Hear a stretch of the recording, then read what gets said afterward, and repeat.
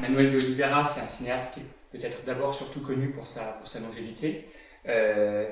donc il est né en 1908, il est mort tout récemment en 2015, donc à voilà, 100 ans bien passés. Euh, donc c'est un cinéaste qui a connu le temps du muet, qui a réalisé un premier film muet,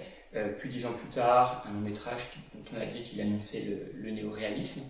qui a connu ensuite une assez longue interruption parce que d'une part c'était difficile de tourner avec la censure donc dans le Portugal de Salazar,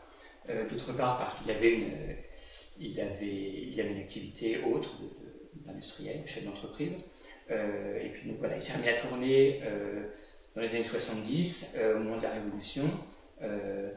parce qu'il y avait déjà une certaine aura du fait de son travail passé et que ses jeunes collègues lui ont permis de faire ce qui aurait pu être son dernier film, et puis il y en a eu encore un autre, encore un autre. Oliveira se présente souvent comme un guide ou un pédagogue à la fois pour ses personnages et pour ses spectateurs. On pense par exemple à Un film parlé, dans lequel les personnages sont en croisière sur la Méditerranée, et où Oliveira nous fait découvrir des paysages, des lieux, et toute l'histoire, à la fois la géographie et l'histoire de la Méditerranée. Un autre aspect de son œuvre, c'est ce qu'on pourrait appeler son aspect démiurge, c'est-à-dire qu'il est le cinéaste est créateur de monde, et qu'il, par exemple, ça se manifeste beaucoup dans tous ses films qui vont vers le surnaturel. La particularité du surnaturel chez Oliveira, c'est qu'il est toujours omniprésent, même dans les films où il n'y a pas vraiment de manifestation fantastique, il y a toujours un arrière-fond. Et quand le cinéaste va vraiment dans le fantastique, ça se manifeste de différentes manières, à travers des créatures fantastiques. Ça peut être l'homme mi-homme, mi-machine dans Les Cannibales, ça peut être les apparitions spectrales comme dans Bénilde ou dans L'étrange affaire Angelica. Et il y a souvent, à travers ce surnaturel,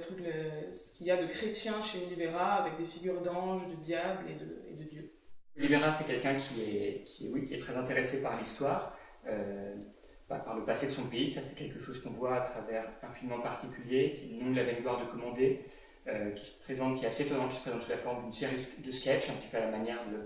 de vieux films de Sacha Guitry. C'est des épisodes historiques, mythologiques sur le Portugal. C'est des défaites pour la plus grande part, c'est assez étonnant, comme s'il présentait son pays comme une suite d'échecs. Mais nous, on voulait particulièrement marquer le caractère atypique de l'œuvre d'Oliveira, qui dialogue avec son époque, mais aussi avec différentes périodes historiques, qui dialogue avec les artistes qui l'ont précédé, mais aussi ses contemporains, et qui dialogue avec les autres arts, donc la peinture, le théâtre évidemment, puisqu'il a notamment adapté la pièce de Paul Claudel, Le soulier de satin, également avec la musique, l'opéra, avec son film Les Cannibales, qui est un film opéra entièrement chanté,